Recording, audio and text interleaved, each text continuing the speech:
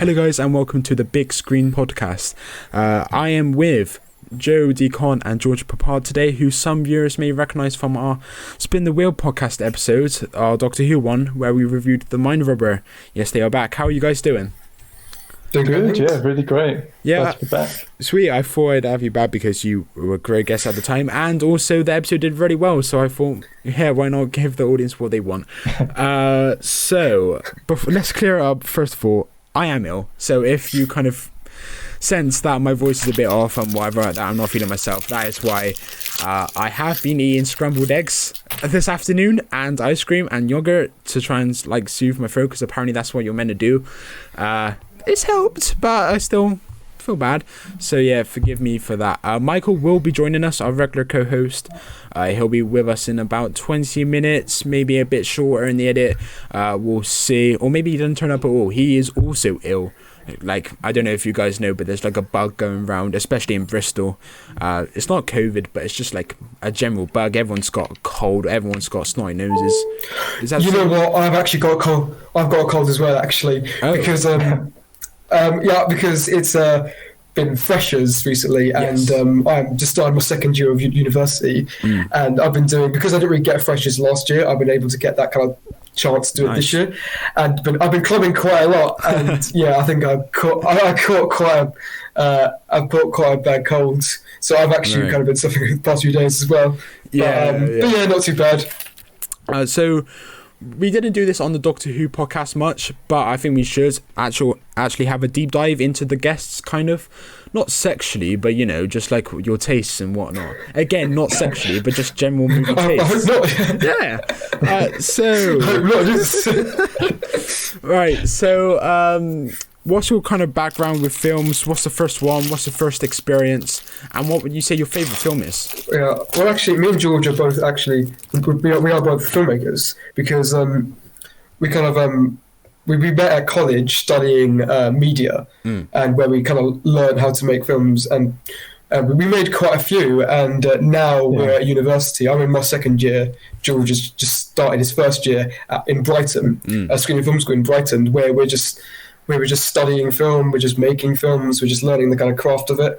Yeah. And so that's really kind of our background. And for me, my favourite, like, it's so, like, I love film so much, that's why I've kind of gone into it, because like, I've always just loved films. But the film that The Dark Knight was the film that inspired me to go into it. Like, it was the first film I ever got really excited over.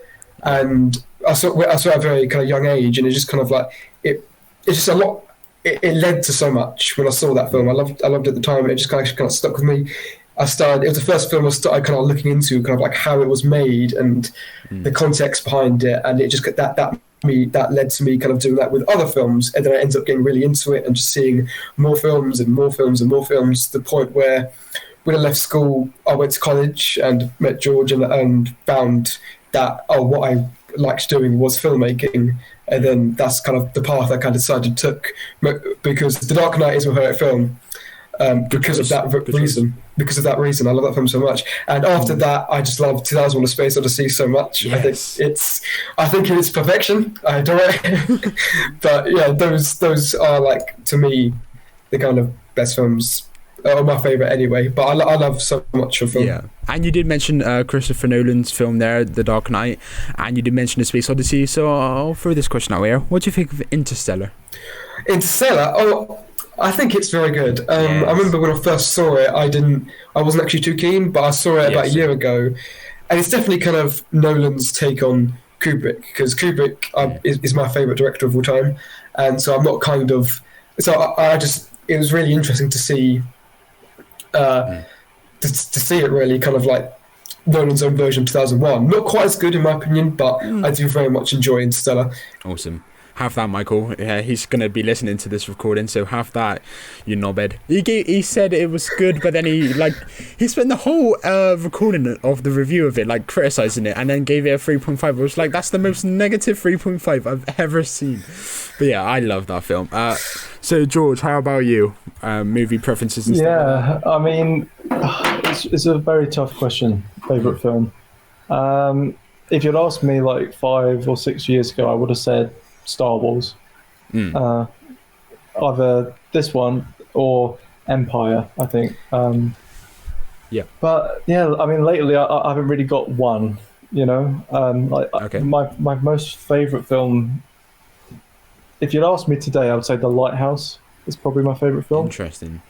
Yeah, I mean it's quite new, Yeah. but I just really love everything about it. I think it's so great. Or like Terminator 2, Yes. or like something like stupid, like the Scooby Doo films. I have a soft spot for them. Yeah. But yeah, you know, I would say The Lighthouse or Star Wars. I mean, it's Okay. probably Star Wars because I've literally seen all of them literally about 1,000 times. Wow. Ever since I was little, I watched them on VHS, and yeah, I know them like completely. The back of your So- hand, yeah. But now, George, you did kind of allude to it there. We are here to review A New Hope, Star Wars. However, what do you guys call it? A New Hope or Star Wars generally? I mean, it's called Star Wars, yeah, but I mean, I guess you have to call it A New Hope because Star Wars is more of a brand Franchise, or yeah. more of a yes. I Franchise. call it New Hope. I call it New Hope just because everyone's going to know what I mean when I say New Hope. Yeah. When I say Star Wars, they like which one? But if I just say New Yeah, Hope, exactly. they know exactly what I'm talking about. So that's why I do it, even though Star Wars is its proper title. Yeah, and you two are like massive Star Wars buffs. I'm not so much. I will have to get the list up of like films just to say which ones I haven't watched. But in terms of you guys, I'm guessing this, George, you did say this or Empire Strikes Back is probably your favorite Star Wars film. So what about you, Joe? I'm similar. Actually, this is second to me after Empire Strikes Back. Right. I just think the first. It's kind of strange. Mine of Star Wars. Like I've seen all the other films. I'm not like a huge expert on the expanded universe, but I have delved into some of it. But all of that is all down to the fact how much I adore the first two films. Yeah. Because the first two films, yeah, in my opinion, just perfection. But everything after that, while I like Return of the Jedi, I really like, and I like bits and pieces from the others, but they never nothing has ever kind of lived up to A New Hope and Empire Strikes Back. But I'm still so invested in Star Wars as a whole, just because I love the first two so much. It's very strange, but yeah, to me, A New Hope and Empire Strikes Back are just kind of perfect films. Yeah. In my opinion. How about Return of the Jedi? Because I see that kind of get a lot of praise, but when you kind of ask for people's favorite Star Wars films, they never kind of say Return of the Jedi. They always go for the first two. A lot of people, like, one of my best friends does have Return of the Jedi as his favourite, and I think a lot of that comes down to kind of nostalgia a lot of the time, and people who kind of have it as their favourite are because it was their favourite when they were kids, and they have such great memories kind of watching the Ewoks and all that. To me, Return of the Jedi is perfect as a conclusion to the trilogy. When I'm watching the three, I'm like watching Return of the Jedi, I'm like, this is such a perfect ending. But I don't think it's anywhere near as well made as either of the first two. I think it's got watchable flaws. I think the pacing isn't quite right. I think some characters are wasted. I think it's cinematography-wise, I think it's much blander. But at the end of the day, I don't actually mind all of that because it's such a perfect conclusion to that trilogy. Yeah. Yeah, it's like for me, Return of the Jedi. I used to actually really love it. Like I would argue that the first hour, sort of in Jabba's palace, and then if that's an hour, I don't know how long that was. And sort of everything with the Emperor. I love the Emperor. He's probably one of my favorite characters. So everything with that is like some of the best of Star Wars for me. But I do agree. Yeah, it sort of sags in the middle. Obviously, the Ewoks. They get a lot of hate. I don't think they're that bad, but yeah, it just it slogs a little bit in there. Yeah, but I am looking personally. I'm looking forward to actually getting to it and just finishing the trilogy as like a whole, because I did start The Empire Strikes Back, and it was the massive fanboy moment. Even though I'm invested in the sense that I want to finish it, but I'm not invested in the sense that I can be like a massive fan like you guys are, if that makes sense, because I've watched the first two and I think it's up my alley, but it's not my thing, if that makes sense, which it probably doesn't. Yeah. But when I saw like the back of Darth Vader's head, I was like, oh my god, that's huge to me. But then of course I know the twist that is like he's the father or something of Luke Skywalker. Is that a spoiler? Well, do you want to know? I mean, everyone. I've seen the clip. Does it turn out to actually be true? Well, you have to wait and see. Yeah, I couldn't do that to you. I couldn't. I'll give anything not to know again, you know. Yeah, I've seen the clip, and again, it was influenced. Well, the scene in Toy Story 2, I think it was, influenced it, and I'm guessing we've all seen that. And then like it's a quick Google search, and then it's like, oh, that's from Star Wars, and you see the Star Wars clip, and you think, spoiler. But yeah. So you saw the Toy Story 2 parody of it first. I saw that first, yeah. That's great, yeah. Well, I think I probably did, to be honest. Yeah, I think you'd see Toy Story before you watch Star Wars, surely. Toy Story is more of a kids' film. Well, yeah, you would think so. I mean, I watched loads of films when I was little. I had like loads of VHS films. Toy Story, was one of them on VHS that I watched on repeat. But yeah, a day for me as like a 5-year-old, be sitting in front of the TV with the VHS, put on Star Wars, put on Scooby-Doo, put on, Toy Story, Finding Nemo, that sort of thing, and just repeat, watch. Yeah. So yeah, I my earliest memory is watching Star Wars. I know it so well, but yeah, I mean, yeah. Yes, I watched Star Wars first, probably.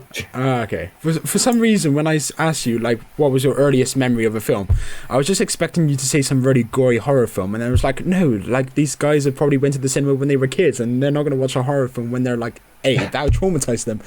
I do remember being traumatized by Robin Hood, Prince of Thieves.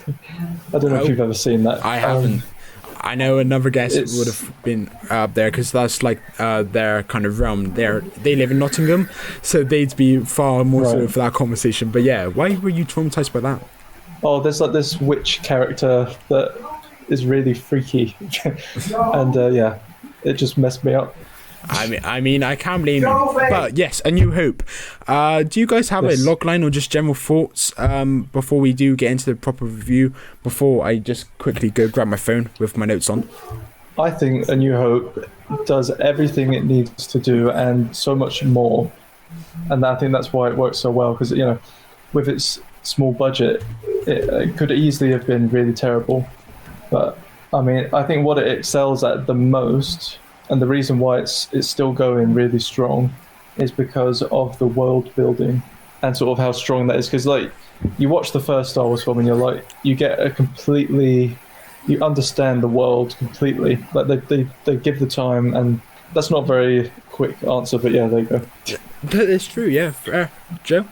Yeah, I love the original Star Wars. It's just it's got so much kind of just scale and kind of imagination to it. It's so clear, so much inspired it. Like, it's got, war films and kind of samurais and westerns all in kind of one film, but it somehow creates something so unique. Like, Star Wars kind of imitated so much, but then it's such a kind of its own thing, and it's created such a vast universe with so much kind of storytelling potential, all in just one film. And that one film still works as a really fun, like, just adventure. We just kind of we just follow a character who's kind of whisked up on this grand adventure, and meeting these cool characters and fighting kind of dangerous villains. And it's a very kind of simple plot that's been done time and time again. But honestly, I think Star Wars is like the best example of that. It's just so perfect. All the characters are so well written. They're so well. I don't want to say they're so well acted, because there's some shoddy acting involved. But like, yes. But especially the lightsaber fights as well. Oh god. Yeah, but you get Alec Guinness is just fantastic. But like Mark Hamill, Carrie Fisher, Harrison Ford, the performances aren't great, but they're so likable that you don't really care that much. And everything from the sets is just so amazing, and Julian's score is just honestly just so good. I wouldn't say Carrie Fisher was like a not so good. I think she was the highlight in this. Like, of course, she's gone now, rest in peace. But she was a fantastic actress, and in the films that I have seen her in, I think it's The Force Awakens. She was in that. Am I right? I believe. Yeah. So. Yes. I saw that. And The Last Jedi she was in. And The Last Jedi. And I think she was also in Skywalker, but as like a hologram, fake CGI. Well, yeah. They've done a weird thing, because obviously Carrie Fisher died before The Last Jedi came out, although after it was filmed. So when it came to Rise of Skywalker, they kind of used deleted scenes from Force Awakens to kind of implement her in a way, and they kind of wrote around that. And while I haven't seen Rise of Skywalker since it came out, because I really dislike that film. But but from what I remember, I really respect them for trying. But I kind of wish they didn't do it because it came across as so clunky. Yeah, it's a very tricky situation. Yeah. What can you do, I guess? I mean, I suppose they could have just not included her, but I guess it's like the she was important to the cameos. story, so it's like... Exactly, she actually added something. It's not just like, oh, she's there and that's it. But I was thinking about the Stan Lee cameos in Marvel films. Like, would it be right to continue that into Phase 4? And my opinion would be no. But the way I can't have an educated opinion on Princess Leia one, just because I'm not like a Star Wars buff. I'm more like a Marvel fan now. Now that Michael has got me into it this year, I literally watched all like 30 films this year. It's ridiculous. Right. But I don't think the Sanyo cameos would have been good if they continued it after he passed away. Is that the same opinion you hold? Do you think she should be back in future movies? No, definitely not. I think that if it was up to me, I would have probably just not had her in the film. But I suppose that I don't know, they kind of just were like, let's try this. And, I guess you can't really fault them for wanting to try it. I mean, they could have very easily like CGI'd her face on someone else, like they did in Rogue One or something like that. And then that would have been like really like awful. It's the lesser of two evils, I would have just not done it, but it was a very somewhat tastefully done, I guess. But yeah, I do think she was very good in A New Hope, and I'd say she's the standout performer. I think there wasn't one dud performance. Well, you think Carrie Fisher's the standout performance, do you? In A New Hope, I'd say so, yeah. Out of everyone, or just the main three? Yeah. Oh, the main three. Oh, okay. No, yeah, for me, Alec Guinness completely is the best performance in the whole film. Yes, Alec Guinness is incredible. Oh yeah. He's so great. Yeah, but again, the lightsaber fight where he kind of spins, I think that's him. Yeah. I don't hate that though, because like the thing about lightsaber fight, you could look at the choreography and think like it could have been much better. But I love that scene so much because there's so much kind of like mystery between both Obi-Wan and Vader. So you kind of like don't really. I feel like you don't need kind of flashy choreography because you know what's going on just through the dialogue and through the story. And honestly, because I kind of prefer that lightsaber fight to any of them in the prequels. Because one of the prequels have so much more flashier choreography and more exciting, and there's much more bombastic score. But it's not the same kind of intensity character-wise. Like Obi-Wan and Vader, even though it's just it's a bit awkward the choreography, but like you get so much just from what's not said and like their implied backstory, because even though the prequels we know what happened, but at the time and what's planned is just so I think it works fine personally. I mean, if you see it for the first time in 1977, it would be very exciting. I mean, obviously now like you look back on it and it's like, really? But like at the time it was it's really good. And like Joe said, it's all about the emotion and the sort of the feelings. Absolutely. Which I think like the prequels don't necessarily capture in the same way. It's a lot of fun. But they get better as they go on. I think that the best one is probably like Return of the Jedi. I think Empire Strikes Back is probably the best one because the way that's kind of shot and the way it's paced is just so. I think it's just really kind of really good. But I don't hate Obi-Wan versus Vader. It is what it is, but I'll take it over anything in the prequels or the sequel. I have a note that I was going to go on to. I'll just freestyle this. I did have a note that was basically saying on the spaceship, just like the white bombastic like feel of it, and then the dress code was black, so it was like a nice contrast of black and white on the spaceship, and I think that has aged really well. And like it's very basic in terms of like if you want a futuristic feel, go for white and black, and that's what they do. And I think yes, there's some of the special effects in this and the choreography a bit dated in this.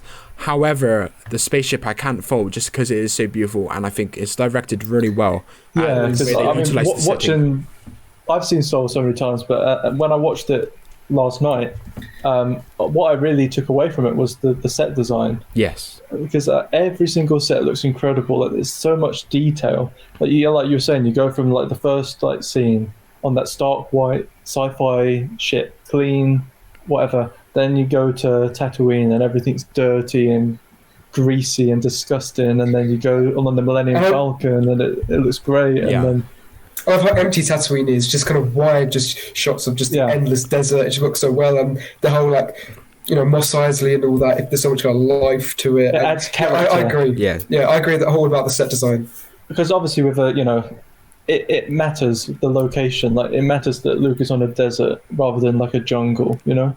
It's important that there's nothing to do. It's sort of just a barren wasteland, and he's stuck there. And then he gets whisked off into this sci-fi adventure, and everything's like crazy, and he's still wearing his little farmer outfit, Yeah. And like it's stuff like that often gets I guess overlooked, like the set design and the props and stuff like that, and the costumes. But yeah, they I think they're really like top tier. In my opinion. I think one of you actually mentioned it, the detail of the sets, because I think they were in a hangar scene, like with the spaceship, the docking bit, and it's when they're making the escape from the stormtroopers, and they have like this wide shot, like there's the transition scene into this room, and they do a wide shot, so they actually implement it into the transition, so it's there for a reason, as opposed to it just being like a really jarring wide shot just to show off the budget and stuff like that. But then when we actually go to the tight shots of the faces, the faces of dialogue when they are talking, the back, I've noticed, is always in focus, so there's like no depth of field, like it's not a tight depth of field, it's like right out, so you can actually see the detail in the background while they're talking. And I think fantastic the way they utilize the setting, because we do have a I called it was 20 minutes. Michael, hello. How are you? Exhausted, but I'm okay. So we are into the film review now, and we're just talking about the set design, and we're really impressed by the detail and like just the depth of it and how it's utilized from a directional standpoint. What do you think of the direction and the setting, I guess, like to get you into the conversation? Well, I've always found the set design and stuff to be weirdly jarring because it's all just so bright and white. Right, let's kick it from the cool, guys. No, not in a bad way. It's just it's very it's the antithesis of what I think of as sci-fi. Like I tend to think of it like Alien, where everything's lived in and grubby, and it's weird that everything is so pristine and clean in this universe, especially. It's meant to be futuristic. I read that Ridley Scott was inspired by Star Wars, and then he from like Tatooine and stuff like that, and all the greasy, dirty, lived-in world, especially like with everything to do with the rebels, like the X-wings and the Yavin 4. Ridley Scott was like, I like that, and I want to implement that into Alien. But no, I do get what you're saying, because it is like the Death Star is George Lucas made a film a few years before Star Wars called THX 138, and then the kind of set design for that is also very kind of stark and white a lot throughout. So I guess it's just kind of the way he likes to design his kind of sci-fi worlds, really. Yeah, it's very sort of classic, like 50s style sci-fi. Yeah, it's very retro. I like that. Fair enough. I think in terms of the general aesthetic as well, I think it's blindingly obvious that everything in the Empire is just basically the Nazis. Like all the uniforms and all of the stormtroopers and everything. It's not subtle, really, is it? So, But I one of them actually did mention like the starkness between the spaceship and also the planet that we go to after, like orange and empty. And talking about those scenes, like of course we get established the characters R2-D2, CP3O or something. C3PO. Yes, I knew someone was gonna catch me out on that. But I think they're the Jawa traders. Yeah, the Jawa. Jawas, yeah. I love the scenes where like they're first introduced and where R2-D2 is just going through the desolate like desert, you could say, and you can hear the noise of the rocks and like the sand as he's just rolling through it.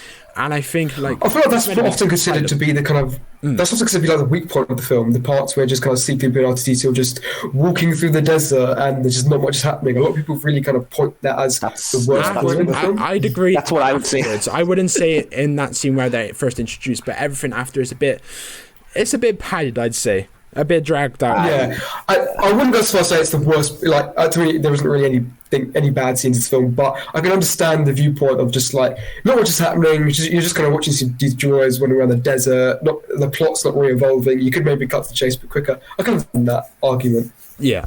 Yeah, I think I would say that in general about particularly the Tatooine scenes, but I think the whole film is really poorly paced, and it takes its time way too much. I promise you guys, he actually does rate this episode higher. I do really like the film. He does like it's not all negatives. In terms of like, interesting. The film will do something really exciting and then stop for a sequence that comes out of nowhere and just stops the film dead. So like the opening of the film is just glorious, and spaceships and lasers, and Darth Vader steps in, and then you head to Tatooine and everything slows down and you're watching droids walk around a desert for half an hour. And it's the same thing later on. You get to the Death Star and it's all kinetic and they're trying to escape, and then they land in the trash compactor and you spend... the film stops dead and you spend like 10 minutes. No, that's an iconic scene though, with the closing in on them. That's the scene that I remember. Like, I haven't seen the film all the way through except from like a couple of weeks ago for the first time, but I still remember that scene just being on TV. It sticks out in my brain. So when that actually appeared the first time I was watching, I was like, I don't care that this scene is going on for about 30 seconds too long because they should have been killed by now. I just love it. It's not so much that the scene exists. I think it's where it's placed in the movie. Because like I said, it's in the middle of an action scene and then it just stops everything dead, and then you're like, There's quite a bit of intensity. On the subject of Tatooine, though, I kind of I can understand what you want to say about Tatooine scenes being a bit slow, but I think one of my favourite film scenes of all time is of Luke Skywalker. He's just had the kind of his at the table with his uncle and aunt, and he just kind of goes up and he goes up and he just stares at the kind of two sunsets, and it's like 4 shots and you have the music and he's just staring out there, and just that simple 4-shot sequence is one of my favorite film scenes of all time. I just love it so much. I love the music, the way it's shot, and just kind of what it's saying. You get so much Luke Skywalker as a character in just that bit. I think it's just so genius, and it's so iconic. And to me, that is, if I had to pick a clip that just perfectly describes Star Wars, I'd pick that just perfect 4-shot clip. I completely agree. I do agree with you on that one, and I did have that note and said that that scene that Luke kind of wistfully looking at the two suns is just beautiful. Yes. It's shot incredibly well, and obviously credit to John Williams as well, who just brings it during that scene. That is the one scene on Tatooine that I think really well, not the one scene, because I think a lot of the Mos Eisley Cantina stuff and things are great as well, but I just think it takes us a long time to get to where we need to be, I think, with Luke effectively leaving with Obi-Wan. Yeah, I can understand that. Yeah. I don't know what the next note I was going to go on to was. Michael, do you have any... I know you've got about 50 notes, so do you want to just... what do you want to go on to next? Well, the first, this is probably going to be a really geeky deep dive, but since we're on Tatooine, as Star Wars fans, I'm assuming that Joe and George know the theory about the droid that sacrificed himself so that R2-D2 yes, R5, This is where I just go into the corner and just stand still because I don't know what's going on. I've vaguely heard of that. Can you go more in detail? Yeah, certainly. Well, you know that when they first go to the Jawas and they buy the droids, they buy 3PO and a red R5, whatever it is, an R2 unit. I think it's R5. Yeah, I think it's R5D4 or something, but that particular droid gets so far and then something blows up in it, and you get the scene of like, what are you trying to pull here? This one's faulty, and then 3PO going, oh, you should try that R2 unit, it's lovely, pick him. And there's a bunch of theories going around that R5, the droid, whatever it is partly in tune with the Force and knew that it was R2's destiny to end up there. So he basically sacrificed himself and blew out one of his systems so that R2 could go with them. I mean, it's nonsense, but it's glorious at the same time. I love that theory. That's like an example of something about Star Wars, and why I think it's lived so long is that every single character, no matter how small, has got some sort of like comic book or backstory or something. Like that droid, like R5. Yeah. Every item in Star Wars has like a whole Wikipedia page and everything. There's just so much to everything. When you boil it down, I mean, the entire trilogy effectively hinges around that one stupid gunner in the Death Star that's like, hold your fire, don't shoot the escape pod. Just shoot the escape pod. You're not paying by the laser, mate. Jeez.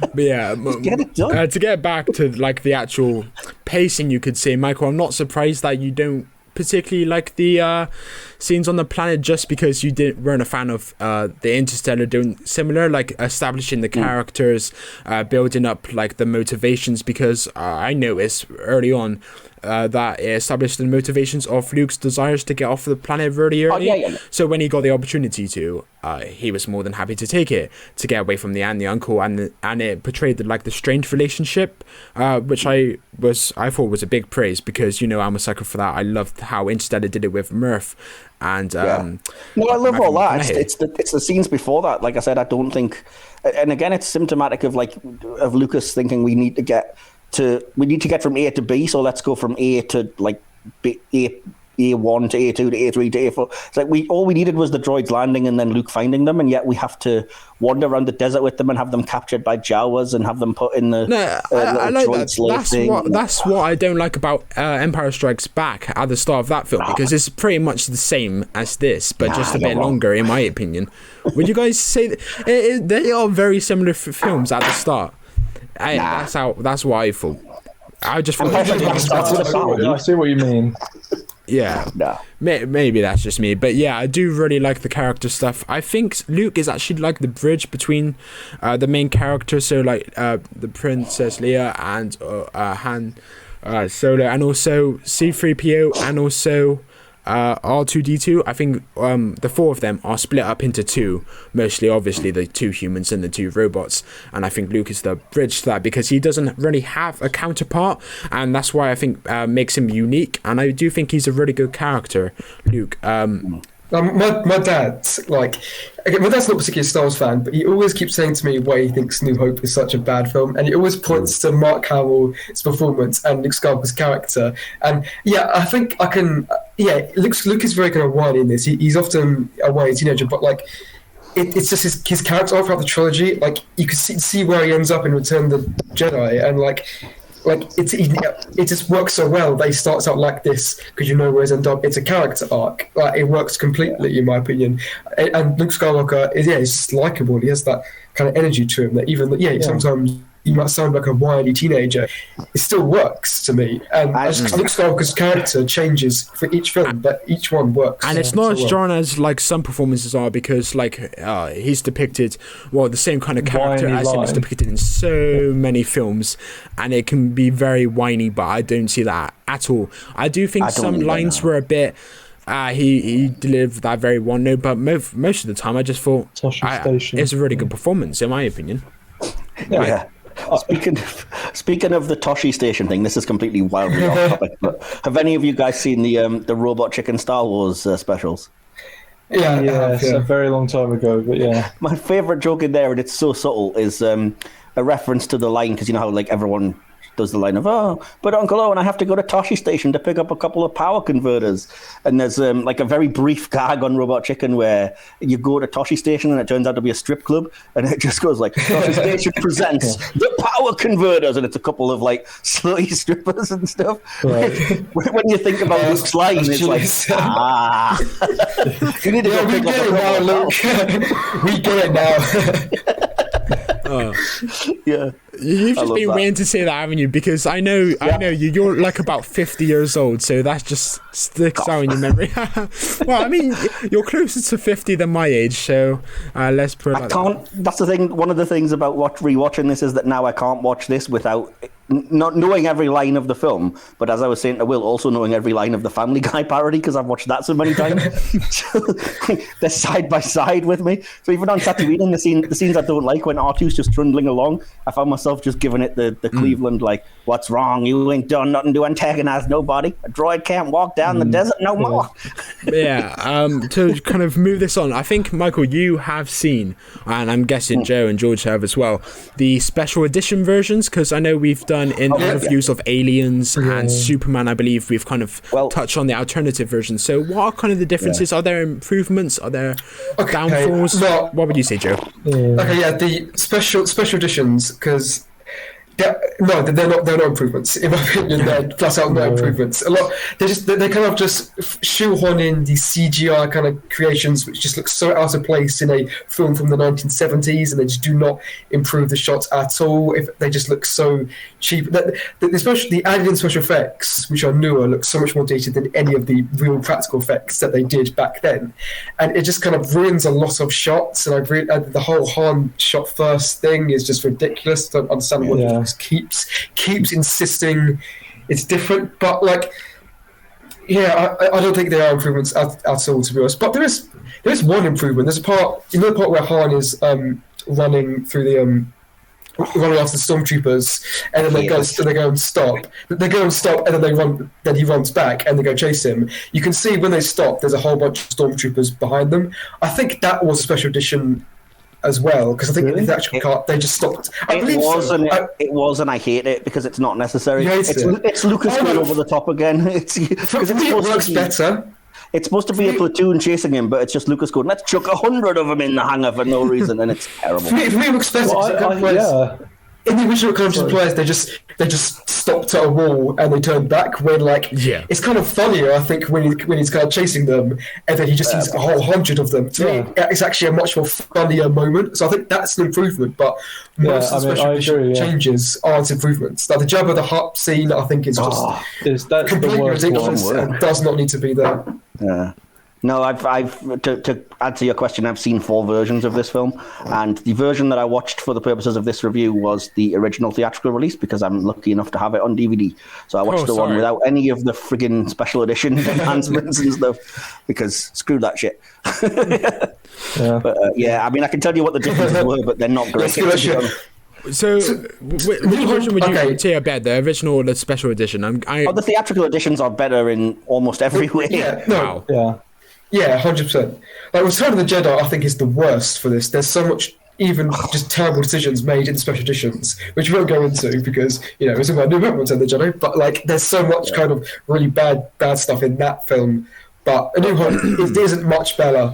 As a perfect example, though, of like changing stuff and adding stuff, even though it doesn't work, is what you were hinting at, which was the Jabba scene, where there's a scene in the special edition that's not in the original, where Han bumps into Jabba on the way out, and it's like, have you got my money for me and whatever else. But when it was filmed, the design of Jabba the Hutt was completely different. He was more like, I guess, almost Wookiee-esque.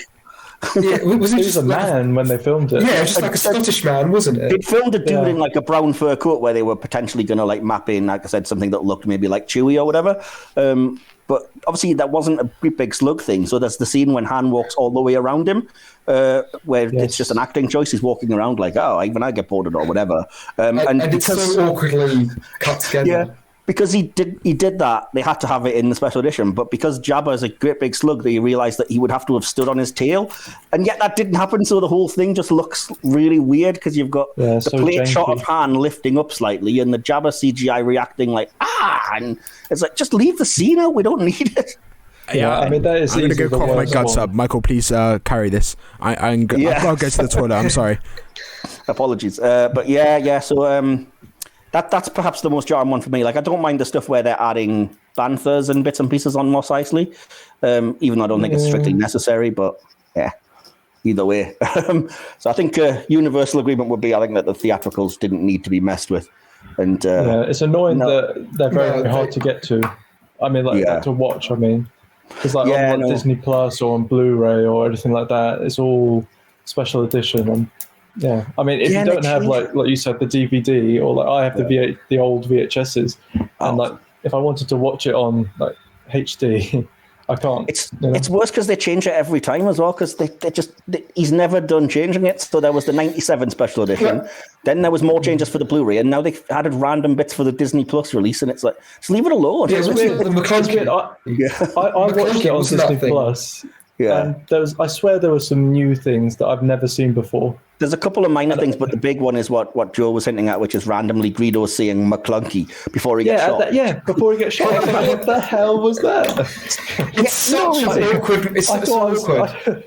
I'm glad you said that because I thought I remembered the whole thing wrong. I was like, I can't believe I remembered that wrong. That whole scene. You thought you were going insane, George. Yeah, I really did. I was like, I can't believe that. Yeah, but as you were referencing, though, Joe, that whole scene has become such a clusterfuck because it started out, Han shot Greedo and it was cool, and then they changed it in '97 to Greedo shot Han first because Lucas didn't like it, and then everyone complained. So now they kind of shot at the same time, and then they get to the Disney Plus version where it's just like you don't know what the heck's going on. It's just laser fire firing in every direction.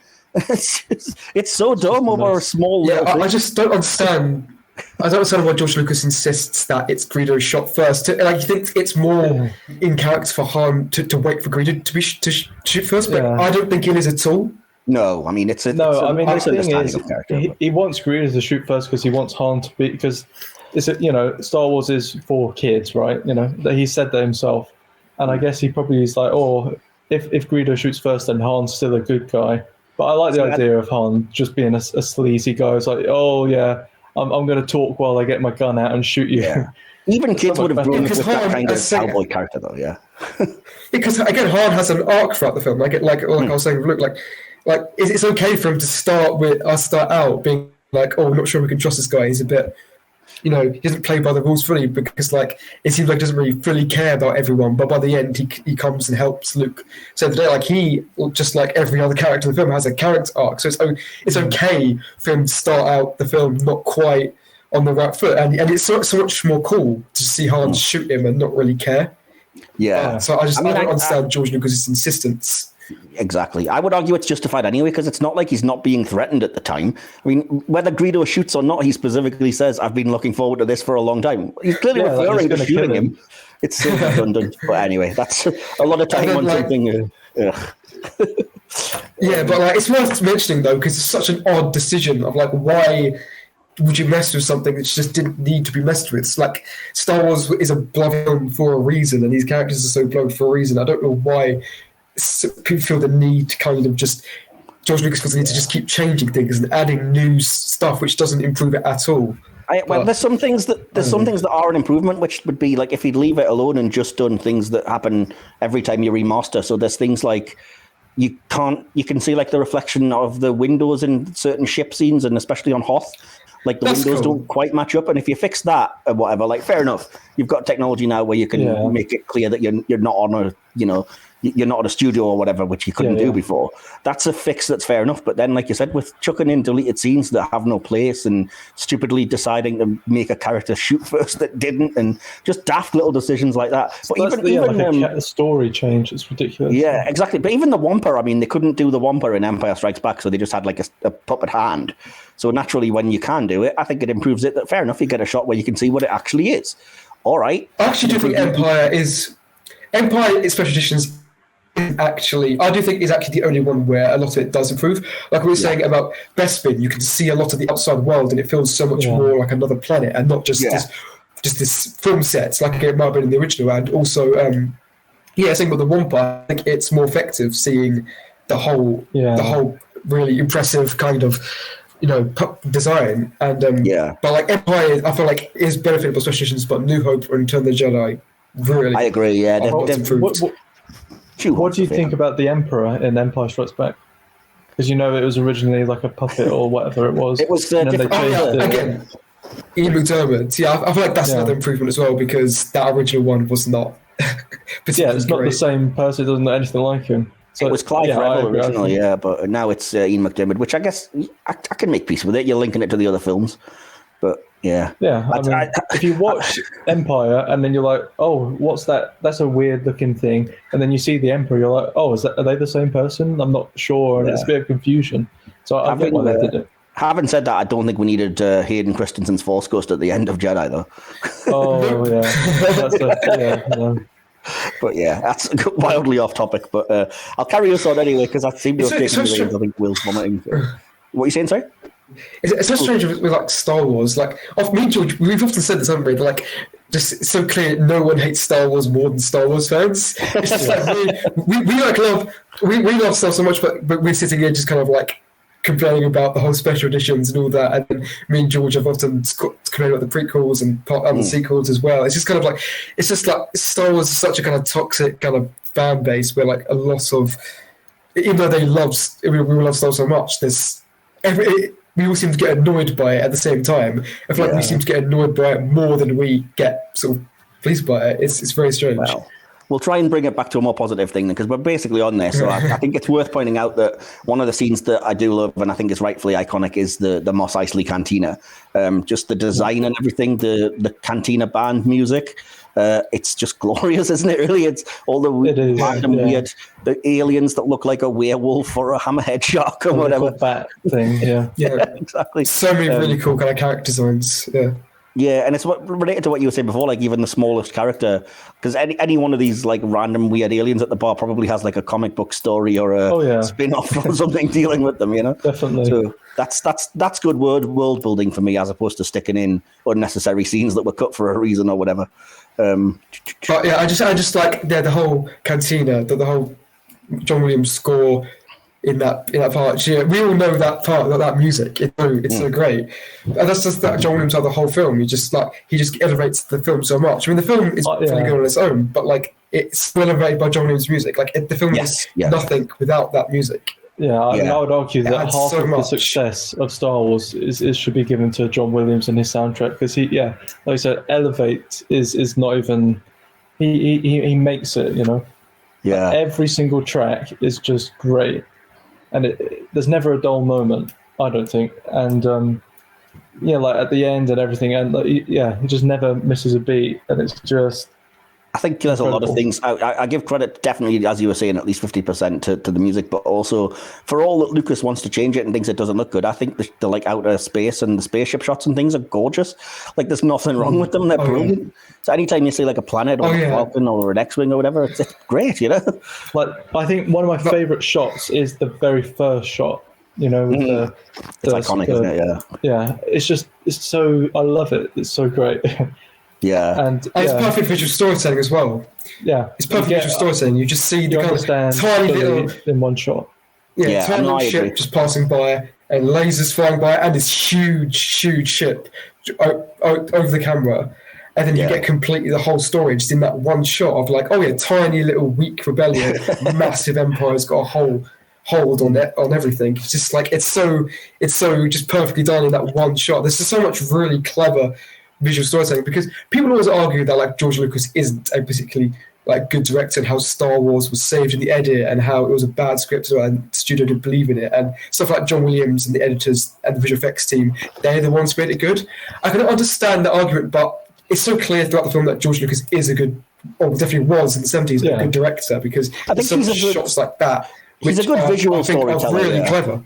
He's a great visual storyteller, but he can't write dialogue would be my counter, I think, to that. I think, I can even understand that because, the dialogue throughout the film isn't always great, but it just works so well, I think, because, I don't know, the actors, they sell it. I think they're just so well. Even the saying isn't always great, it's still, I don't mind it personally. I remember hearing, though, about, and I agree with him, that Harrison Ford at one point, like, getting mad at Lucas and saying, look, George, you can write this shit, but you can't say it, because it just doesn't sound believable, you know?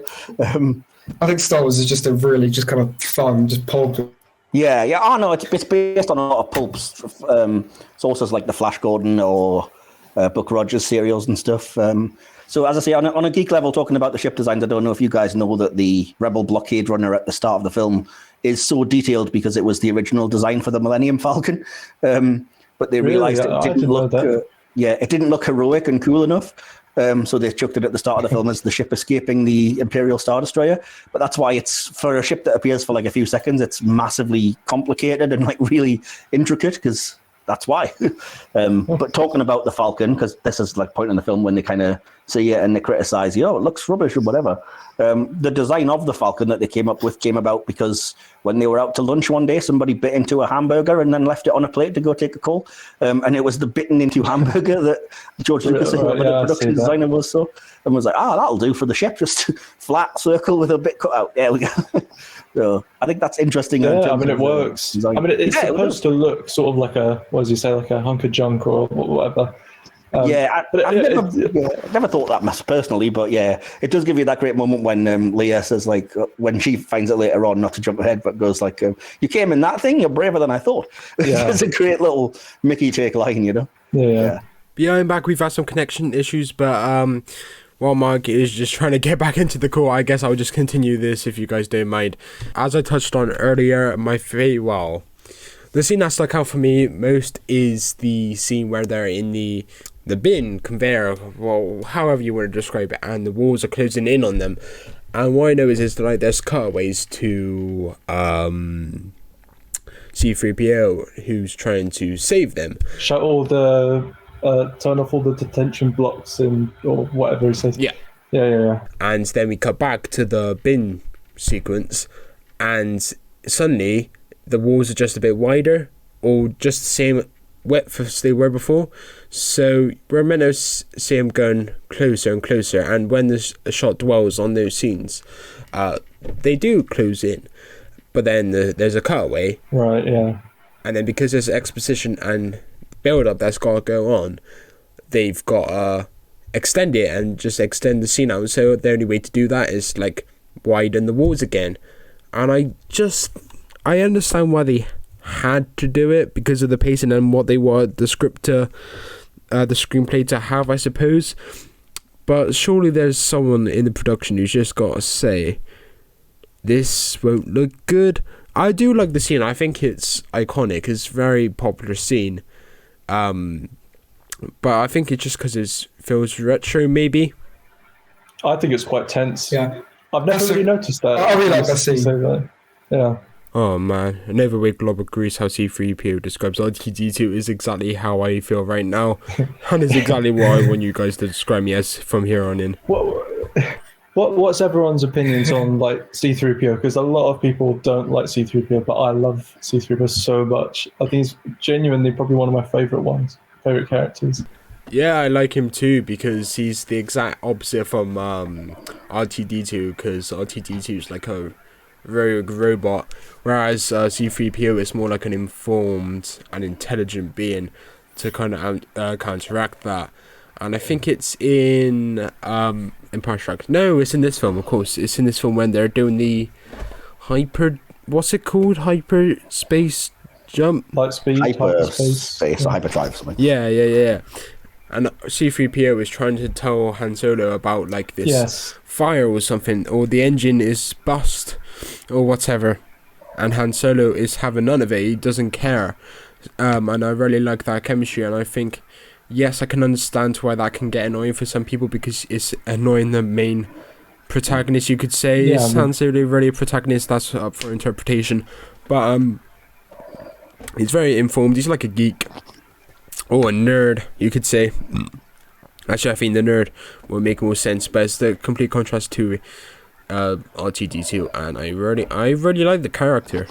And additionally, I really like the approach that they went with this movie, where they literally relied on these two robot creatures for the first like 15 minutes to introduce the film, and through their eyes introduce like the villain, because you learn about the villain, you learn about the area, the setting, all through their eyes and all through their actions. So I think that was a really ballsy move, and I think it pays off, and that's probably why I and a lot of other people feel so connected with them, because the first experience we got of this franchise was through them.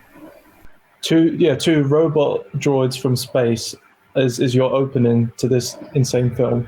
I think that's an interesting choice. Well, that feeds into what I was saying. Very easily opened with Luke or someone like that.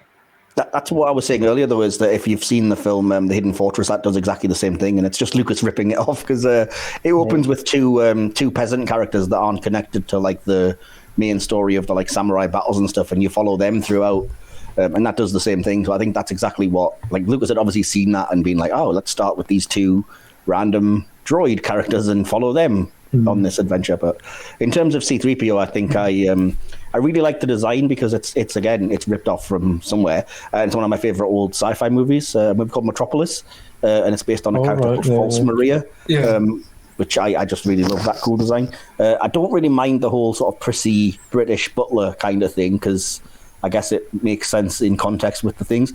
And I do think it's pretty funny when he thinks they're all dying and they're actually cheering. So at least that was amusing. Yeah, I like that bit. Yeah.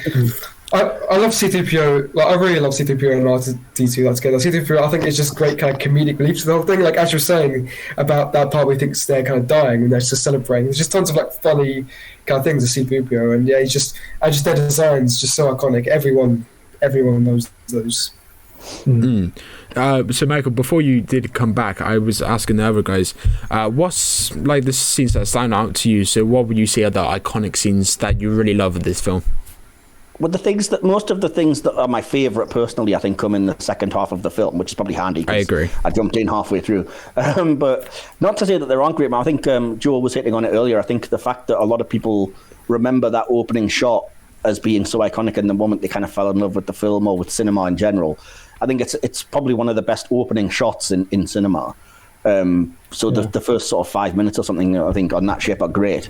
But then the scenes that really stick in the mind are moments, I think, like little lines occasionally now and then. So things like, that's no moon, that's a space station, or millions of voices crying out, little lines that usually from Obi-Wan or I guess, or Han on occasion. And then in terms of actual So things... many great lines.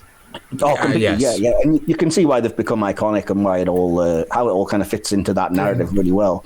In terms of actual scenes, on the negative side of things, I remember the lightsaber fight, but only because it looks terrible in retrospect. Yeah, we've spoken about that, yeah. We talked about that before you came. Me and George were kind of saying that, the choreography's not great, but the fact there's so much kind of like tension between the two because about their implied backstory, I feel like it still works well. That's kind of what me and George were saying. But I can understand the argument that the choreography is very dated. Yeah, it just seems a lot like two old men swinging very slowly, especially when you see what they've done in the other movies. And that's not just me saying the prequel CGI ones. I mean, Empire Strikes Back has a great battle between Luke and Vader. I agree. It's also because the props that they were using for the lightsabers were really weak. So when you would smack them, they would break or shatter or whatever. I think they were. I'm not sure if they were made of glass, but they were made of something like that. And so what they did is for the other ones, they made them much more durable. So that's why they could whack them proper. Yeah, that's fair enough. Yeah, but I also... Can I talk about the lightsaber for a sec? Yeah. Can I talk about the lightsaber for a sec? It's just like a really kind of cool and just kind of really creative kind of thing. I just it's you can't think of another weapon or anything like that is as cool as that. I mean, I can't think of anything. It's just like it's such like one of the most iconic things about Star Wars. Everyone, and that's the thing about Star Wars. There's so many things about it. If you've never seen the film, you just know Darth Vader, you just know C-3PO, R2-D2, you just know the lightsabers, Death Star, all that stuff, because it's just so ingrained into everything. Yeah, I mean, I made a music video for college, and one of the final battle I had between the antagonist and the protagonist was a lightsaber battle, and I guess the influence kind of rubbed off in that way, because again, I have watched the 2015 one, and I have seen the latest one, which is Rise of Skywalker, if I'm not mistaken. Yeah. Which, unpopular opinion, I like, but I know all three of you dislike that film to some extent. It's I know my least favourite one. Yeah, same. I thought it was decent, but again, that was like the first film I was actually invested in, so I guess you can forgive me. I mean, you can like it. With the added context, I may not like it as much. With like after I watch them all and appreciate them. But I think Joe asked me a while ago, or maybe George, what my favourite scene was in the film. Like, it was like, is that your favourite scene? Like them being crushed, and I was like, the trash compactor. Yeah, that was a good scene, but my favourite has got to be the very end, the dog fight. Yes. Like in between, because again, this is one of the other scenes that I just vividly remember. Like I haven't seen it all the way through, or at least I can't remember it all the way through. But it's these scenes, and the dogfight in particular was the scene that stood out for me, as that I could remember it from a previous watch. I think that is so well edited and so well directed and so intense, and I think the music is fantastic. I don't think we've mentioned the music today, but yeah, the music. I wasn't here for that. Yeah, we did talk about the music a bit while you're away. It's just so good. Good. The music in the final act and just the direction, the writing, superb in my opinion. Did you watch the video that I sent you, Will? I have not seen the video. Just to shout out for the viewers, there's a video by a guy called Ben from Canada, and that's his YouTube channel, and he's done like a video essay for about 12 minutes on why the last kind of dogfight between the X-Wings, Y-Wings, and the Death Star, why it's perfect and how it's edited brilliantly and what the key themes are, which I kind of don't want to spoil, but... what are the themes? What are the themes? I like a good conversation about themes, Michael, so he goes into how it's basically, like, it's incredibly well edited, because, again, if you don't know the backstory, basically they didn't have effects or whatever finished, so George Lucas just stuck in World War II, like Spitfire versus whatever footage and replicated that. So there's a lot of actual energy and movement that's copied from real world physics, which is good. Yeah. But in terms of the editing, I think they point out that it's great the way it cuts out. You know, it slows down along with the ships and traces them. But the key thing, anyway, that he didn't notice was that effectively the scene is telling you throughout that the computer was never going to work to deliver that final shot. Because it points out, like, that throughout, there's a moment when they say that the computer can't see the incoming fighters, or that it's having all kinds of technological issues, and it feeds into the line from Vader earlier in the film about, you know, don't be too proud of a technological terror, it pales to the Force, or something like that. And it's like, even when the guy uses the targeting computer and delivers what is registered as a direct hit, it just misses and bounces off the surface. And so I think that's why it's key at the end that Luke basically just rejects the computer entirely, because it was never going to work anyway. And it's like, use the Force. There's an extra layer to that of, like, it was the only way it was ever going to do that. So again, he gets to do it a lot more than that. So maybe watch the video. I can't really sum up the whole thing, but that was the crux of it. Was like, it's about trusting your feelings more than technology, because technology can fail you effectively. Yeah. I mean, that's the whole thing with the whole film. That sounds interesting. So many times the technical issues that they have, that, you know, and well, that's it, isn't it? That's the main theme of Star Wars, especially the first one. Yeah, completely. And that's the thing. I think that's. That's why Darth Vader is like, he looks like a robot. Yes, exactly. Well, that's his theme, isn't it? It's like he's more machine now than man. So it's like, you know, and that's the whole point. The Force is much better when it's that abstract idea, you know? The thing that always surprises me about Darth Vader every time I watch A New Hope, it just surprises me how actually not, like, he doesn't do anything. He is compared to kind of like Empire. Yeah, like Empire Strikes Back with Return of the Jedi. He's so much like he is the main villain. He's so much more of a presence. So that everything you know about Darth Vader is from those films. Not that he's bad in New Hope at all, but he's definitely, it's like, it's not much more of a kind of really cool design in New Hope specifically. It's because he's so good in this film, like, he overshadows Grand Moff Tarkin so much. Yeah. That they were like, well, and obviously, you know, what happens to Grand Moff Tarkin at the end of this film means, and Vader lives and whatever. So they were like, oh yeah, Vader's cool. Let's just focus on him. And then I think that was always the plan, to make him Luke's father. Spoiler alert as well. Anyway, because it's not like they're subtle about it from the Tatooine scenes right the way through. And I don't know. I guess with hindsight, you could say that easily, but I don't. But the name Darth Vader literally translates to Dark Father. Yeah, do you think, Mike, you know me well. Do you think I would have known that before? Come on. I'm the average viewer. No chance. I personally, I mean, this is just conjecture, but I personally think he had that twist planned. But I don't. He probably did have it in mind, but if you just think about how iconic that scene has become, because I knew it even without watching the films. I know that scene. Everyone knows that film. It's ingrained in pop culture. It wouldn't have been so popular if it wasn't a really great twist.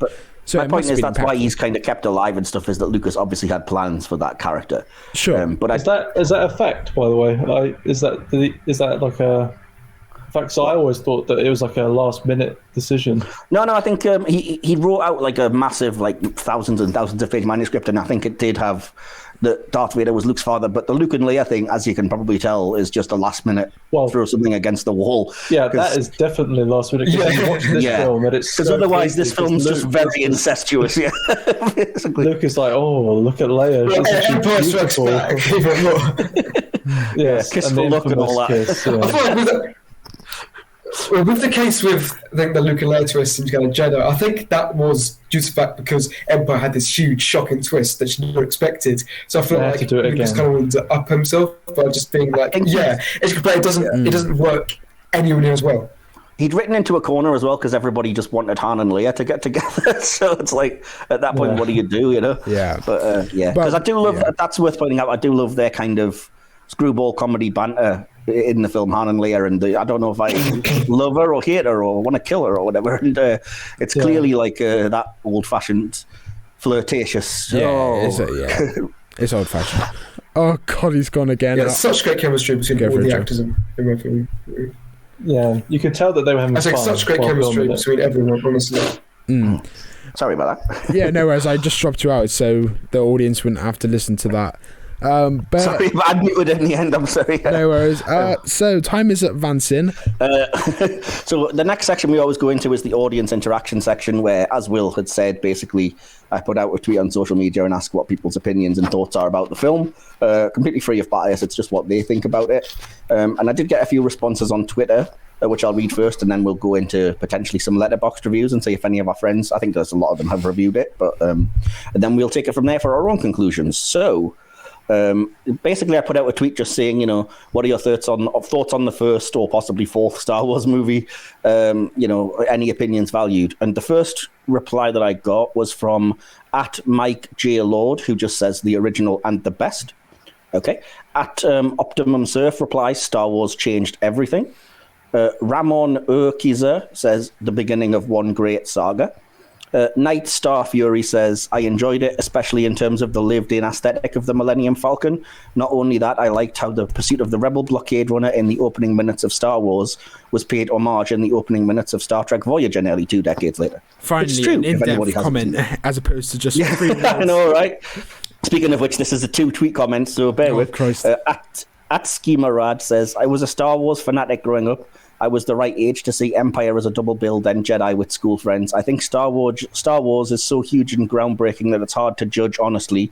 But I will say I deep wish George Lucas would not have aged it and the others with computer effects that were great for about 5 minutes, but now make me cringe every time I see them. It almost feels like someone has graffitied them, and it doesn't help that it's the original creator. Oh, when the slapstick humor he added, sad face. We kind of talked about that when you weren't here, Will. So yeah, we've gone into detail about some of the poorer decisions, I think, on the special edition. Listen to it, yeah. @Camos Mills just says, love it. Philly's okayest lawyer says, perfect hero's journey. Teresa Macedo says, I think it's perfect. Maybe it's just me and the kids don't feel the same, but I think it doesn't look horribly outdated. And I only just noticed that the Jawas are minions. Ugh, don't even get me started on those annoying yellow bastards. I like the Despicable Me films. Fair enough. Greg Hauntler. Oh, gosh, October. Terrible. It's one of, if not the foundational cornerstone of my identity. It was the first sci-fi property I was introduced to my knowledge, recorded from HBO. I think I saw it before Dark Crystal and the cartoons I grew up with. I wouldn't be a fan of sci-fi, fantasy, mythology, etc. without it. Yeah. So that's all of the ones I had on Twitter. Let me just see if I can... excuse me, sorry about that. You can tell we're ill. I think we've held this together pretty well, even though I have been massively sick. I'm going to have to edit the heck out of my Star Trek review, man, honestly. You've been coughing a lot. The woman that I was with talked a lot, thankfully, so I was grateful. Yeah, Joe and George, just credit, you've been great again. I know. You said you can talk like for hours about Star Wars, and I believe you. You honestly could. Yeah, I mean, if you ask me, ordinarily I could too. Yeah. But once I've watched it, the whole franchise, I guess we could do. Michael, would you be down to do another one with these guys? Definitely, I would love to review Empire Strikes Back sometimes. Anyway, it's one of my favorite movies ever made. Really, nice. Absolutely, yeah. Oh yeah, definitely. Or we could throw a spanner in the works and do like Rise of Skywalker. So one really positive and one really negative. That would be interesting. It would. Yeah. Right, I've got a letterboxed up finally. I've found a short review, so I'll start with this one. It's by Sean Shaunson, who's one of my followers, and he just says, yes, this is the first time I've watched Star Wars. I've seen countless memes and references to about every scene from the film. However, I did very much enjoy it. The set design was impressive and the world building was great too. The only flaws I have are the fact that many of the practical effects aged somewhat poorly. The cast and characters they played were top-notch. It's definitely a must-watch for sci-fi fans, and this won't be the last time I visit it. And he gave it 4.5 stars. Lordly Kicker just says, so quotable and memorable, a really great introduction, and gave it 4 stars. My friend Alex Marzonia gave it 5 stars and just wrote good movie. Comprehensive review. Oh, God.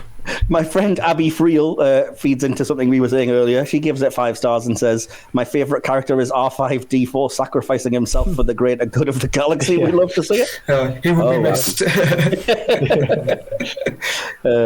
Esteban Rodriguez just says it's a masterpiece and gives it 5 stars. And I think that may be it. Cool. Let me just check. Okay. Yeah, that's it for the short reviews, and I'm not reading the massively long ones, so there we go. So that wraps up the audience interaction section. Now for the conclusions. Guest first, as always. That's always how we do it. George, do you want to go first? I'm guessing, you both have letterbox reviews, I guess. That's how I'm going to do it. I'm going to read my letterbox. I did actually review this letterbox and I logged it, but obviously, George, you can go first. Yeah, I mean, I reviewed it last night. But yeah, the thing with Star Wars, wow. It is, for me, it's like I watch it and I'm almost numb to it at this point. I still absolutely love it, but I've literally seen it 100 times. But the reason why, what I think is good about it is that I can watch it 100 times and I don't get sick of it. And it's the characters, and there's always something new that I appreciate when I watch it. Like this time it was the sets and the world building and how impressive that is. But yeah, I mean, Star Wars has just been a big part of my life, and I think that even when I have hated it, and I never liked the originals, but I think I've always come back around and to just appreciate it, because seeing this as a film on its own, it's incredible. It's so good, and it deserves all of the praise that it got. And as a part of the franchise, it works so well. And it is, it does have small faults. It has a few bits and bobs wrong with it and stuff like that. But like for what it strived to do, it just did it perfectly. And just I love it so much. And should I rank it now? Yeah, just out of 5 stars, I think is how we do it. Out of 5. Well, I mean, I would be lying to myself if I didn't give it a 5 out of 5. Okay. I think it deserves it. Joe, did you want to give your conclusion and score out of 5? Yeah, of course. Not much really else to say that everyone already said. It's such just a well-crafted, just endlessly entertaining, just so rewatchable, so quotable, just adventure film, and just there's so much just going on with it. It just led to so much. It's got this vast world with so much storytelling potential and just so many great characters. And yeah, I get to watch it like at least once a year. The original trilogy, I always watch it once a year, and I just never get sick of it. And Star Wars, yeah, we have a love-hate relationship with it, but at the end of the day, it's a very kind of special franchise, and A New Hope is started it all, and it's such a timeless film which works so well. Even if the other films didn't exist, we still have this really great film, and it's so helped create like the blockbuster we all know. That and Jaws. If it wasn't for those films, we wouldn't really have cinema in the same place as we do now. But yeah, it's so great. But there's not much else to say about it really. So yeah, 5 out of 5, easy one for me. Awesome. Will. All right, cool. Well, I know you guys have seen my review because I did log it on Airbox a while ago, and you did like the review, so what's coming, and so did Michael. I should say, you all know what's coming, but this is for the audience. Say more, and I just know, like after the first sentence, I'm gonna have like dance on my back after what my opinion is on this film. Yeah, but yeah, this is what I said. If this is the best the franchise has to offer, I'm fearful, because this movie to me shows a lot of potential for greatness and not much else. Savage. Yeah.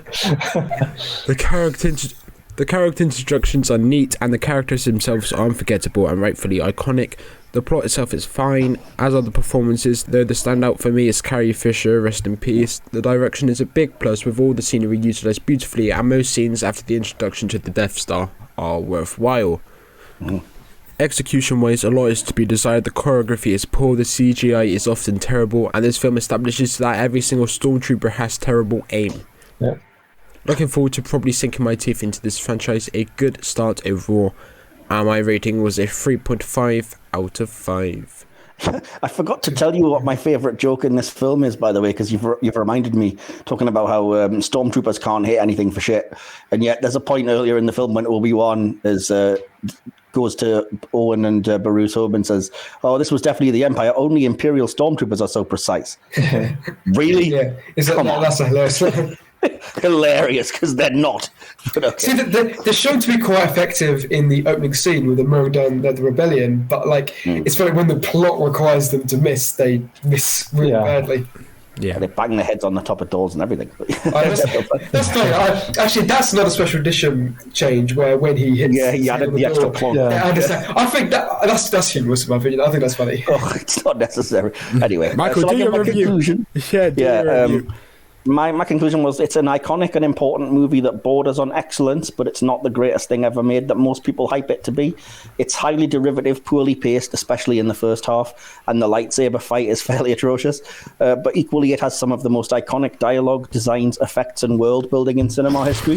The finale dogfight is as close to a perfect scene as you'll find, and it's a shame the rest of the film isn't as tightly edited and kinetically paced. Utterly rewatchable, very fun if you connect to it, and the one that started it all. But it's not even the best Star Wars film. It will, however, leave you feeling hyped and as if you've had a thrillingly good time, mainly due to the absolutely brilliant last half hour. And I give it 4 out of 5. You know what? Nice. I'm kind of glad you guys do have this video because me and George are just kind of been gushing about this whole time, and we just so it's quite. I think it's quite nice that you two aren't anywhere near as kind of like. I'll be honest positive as and much more fairer. So honestly, we have much more variety here. The guest episodes we've done so far, one of the biggest setbacks for me personally. I wasn't on them, so I won't be too critical. But I love the reviews. But it was just that. It was so positive all the way through, and there wasn't like the counterbalance. So I do think again we all rated it like 3.5 was the minimum out of like 5 stars. So it's still really positive, but we still had that kind of debate, and I do like that as opposed to just saying, "Oh, great." If you're curious, though, the average does come out as 4.4 out of 5. Between let's say 4.5, yeah. So yeah, well, it's 4.37, so I rounded it up to 4.4. But it's 4.5. Have that. 4.5, fair enough. Okay. Right. So that wraps up the review. However, there's one final thing. Since the last episode that we uploaded, our schedule has changed a little bit. We do have some guests coming on. These two will be back, George and Joe. So again, I'll just take us through the new updated schedule. Again, some guest additions, and you might notice some, you may not. Recognize the names. I'll post the schedule to Twitter, by the way, in case anybody's panicking. Awesome. But did you not watch the edit of our Shang-Chi review? I edited it into that review, so that's why I said if you saw the. Oh dear, Michael. You don't even watch our own edits. Okay, so No Time to Die is our next upload, which will be on October the 14th. That'll be me and Michael. I'm looking forward to that. George and Joe have both seen that film, I believe, or at least Joe has. I've seen the film. Oh yeah, I haven't seen it. No. Very quickly, Tuesday, so while you would like spoiler-free thoughts. Yeah, I saw it last night. Yeah, I definitely thought it was fun. I'm just a huge fan of James Bond anyway, and it definitely satisfied me really as. It was a good kind of conclusion to kind of the Craig era as a whole. It's been very consistent from Casino Royale to No Time to Die, but it was a nice little cap off, and it was very kind of fun and enjoyable film, even though it wasn't quite perfect and not the best of the franchise. But yeah, it was good. Yeah, and I did mention I've just getting through all the James Bond films right now. Well, at least Daniel Craig you're getting through all the Daniel Craig. Yeah, the Daniel Craig ones because there's about 20 other ones that I won't get 24 or 25, I think. For a while, yeah. Marvel. 25 episode count, movie count. But yeah, really like Casino Royale. Didn't like Quantum and Solace, even though I haven't finished it. I just thought the editing was terrible. It was so. It's terrible, to be fair. Yeah. The others agreed. So I'm looking forward to moving on to Spectre and Skyfall. I believe that's the order. Skyfall and Spectre I like. Yes, yeah. That order. So yeah, I'm looking forward to that.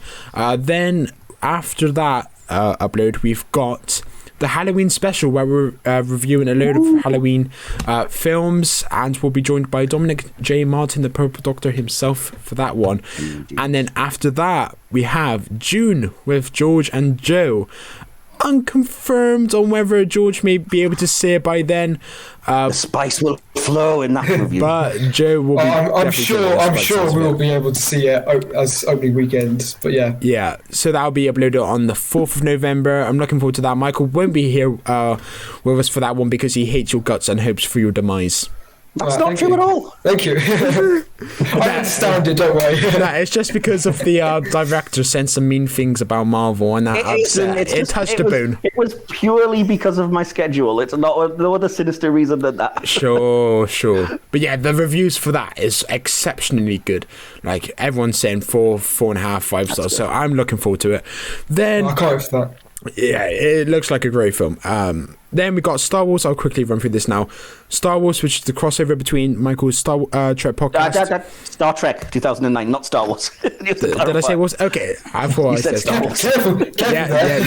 Yeah. It's a very fine line, I'm sure. Michael likes both. Well, he prefers Star Trek, obviously. He has a podcast about it. But Star Trek's definitely better. That'll be kind of the finale of this series. But yeah, well, Michael, I guess you have to invite them onto your Star Trek podcast for like a debate now. That could be a whole nother conversation. Then, so that Star Trek. I do like Star Trek too, but Oh, cool. Okay, fair enough. I do like it. Yeah, you could be a guest, Michael. Invite him. But yeah, Stephen, Michael's friend, will be on with us for that one, maybe. And then the week after, November 18th, Last Night in Soho, me and Michael again will be with us. We are them. Last Night in Soho, me and oh god. Last Night in Soho, me and Will will be cloning ourselves. So. Yeah, Last Night in Soho, I'm looking forward to that. A bit more mixed reviews for that one compared to June, but it's still positive, so I'm looking forward to that one.